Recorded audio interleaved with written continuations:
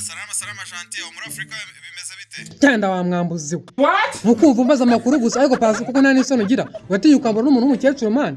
Genda nge wanyambura dandi muto yenda byumva. Ariko n'umubyeyi koko n'umubyeyi man ukubyaye. Ndese nambuye Gentil mama ko nta deni murimo. Umva mbese kwirengagiza. Ariko pasi uzi nk'amasengesho mama wanjye yakoze mani mubwira ngo ejo yanshuti yanjye ko pasi zajya muri Canada. Uza amasengesho yakoze mani akagusengera avuga ngo urugendo ruzagende neza.